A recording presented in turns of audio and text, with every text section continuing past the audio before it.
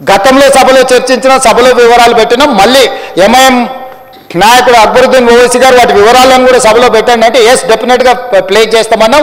17 తారీఖు నాడు కులగణన మీద, 18 తారీఖు నాడు మాదిగ ఉపకులాల వర్గీకరణ మీద సభలో చర్చ చేయాలని ఆల్రెడీ షెడ్యూల్ అయింది కదా అధ్యక్ష. తమరే రిలీజ్ చేసిరు కదా, మళ్ళీ పెట్టలేదని మాట్లాడతాడు ఏంది అధ్యక్ష? నోరు తెరిస్తే అబద్ధాలేనా? కుటుంబం అంతా అబద్ధాలు చెప్పే బతుకుతారా అధ్యక్ష?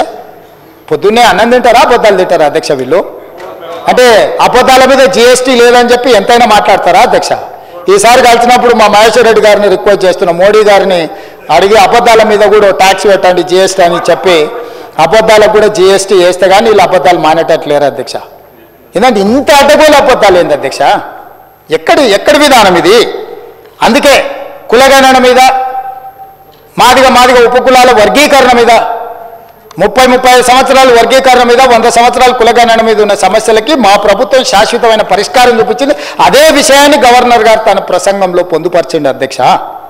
ఆ విషయాలను ప్రస్తావించిండు. ఇదొక గొప్ప విజయము, ఇదొక సామాజిక పరివర్తన.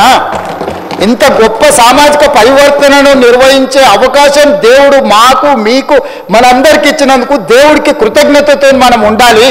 తెలంగాణ ప్రజలకు మనం కృతజ్ఞతతో ఉండాలి. చిల్లర మల్లర రాజకీయాలు చెయ్యొద్దు.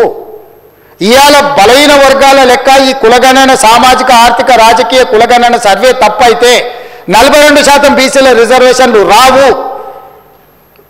ఆ 42% బీసీల రిజర్వేషన్లను తిరస్కరించడానికే ఈ లెక్క తప్పు అంటుండ్రు. తప్పుడు లెక్క ఉంటే రిజర్వేషన్లు రావు అధ్యక్ష.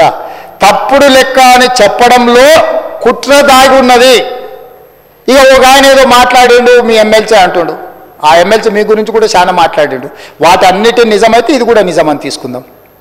సేమ్ ఎమ్మెల్సీ మీ గురించి, మీ కుటుంబం గురించి, మీ వ్యవహారాల గురించి సంవత్సరాల నుంచి మాట్లాడుతున్నాడు. అవన్నీ ఒకసారి లైనప్ చేసి ఇక్కడ పెట్టి అవన్నిటిని మీరు ఏకగ్రీవంగా ఆమోదిస్తే ఇప్పుడు ఆయన మాట్లాడింది కూడా ఆమోదిద్దాం.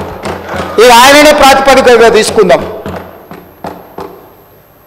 పరిమితమైన సమాచారంతో, పరిమితమైన అవగాహనతో ఎవరైనా మాట్లాడినా బాధ్యత కలిగిన ప్రతిపక్ష నాయకుడిగా చంద్రశేఖరరావు గారు తప్పు ప్రభుత్వం చిత్తశుద్ధితో చేసింది. సరే, మాకేదో భయం ఉండి మేము పాల్గొనలేదు. మా వివరాలు మేము బయటికి చెప్పం, ఎందుకంటే లెక్క తెలిస్తే సమస్య వస్తుందని. ఏమన్నా లెక్క పత్రాలు, ఆస్తులు ఇవి తెలిస్తే ఆ రోజు రేవంత్ రెడ్డి గారు వద్దు అన్నారు. ఆ రోజు నువ్వు ఎవరిని నియమించినావు వాడికి తెలియదు, వచ్చినోడు ఇంటికి వచ్చినోడు దొంగోడో మంచోడో తెలియదు. ఎవరితో చెప్పించినావు లెక్క చెప్పు. ఇవాళ మొత్తం ప్రభుత్వ ఉద్యోగులు, టీచర్లు, ప్రభుత్వ సిబ్బందితో చేయించిన మా బట్టి విక్రమార్క గారు ప్లానింగ్ డిపార్ట్మెంట్ చేయించింది. ఎవరిని పడితే వాడిని ఇంట్లోకి దోలలే.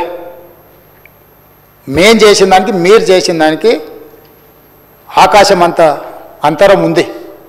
మేము పక్కాగా పకడ్బందీగా ప్రభుత్వ ఉద్యోగస్తులను పెట్టి చేసినాం. నువ్వు చేసిన వాళ్ళు ఎవరో వివరాలు చెప్పు. 12 గంటలలో ఇన్ని కోట్ల మందిని లెక్కలు రాసుకొచ్చిన వాళ్ళ వివరాలు ఏడునో చెప్పు. ఇవాళ ప్రతి ఎన్యూమరేటర్ వివరాలు మా బట్టి గారు ఇస్తారు. ప్రతి డేటా ఎంట్రీ ఆపరేటర్ వివరాలు ఇస్తారు. దాదాపుగా 1,40,000 మంది ప్రాసెస్లో భాగస్వామ్యమయ్యారు. 1,40,000 మంది యొక్క వివరాలు ప్రభుత్వంలో ఏ హోదాలలో వాళ్ళు ఉద్యోగాలు చేస్తారో వాటన్నిటినీ మేము చెప్తాం అధ్యక్ష, ఇస్తాం. నువ్వు చేసిన వాళ్ళ వివరాలు చెప్తావా?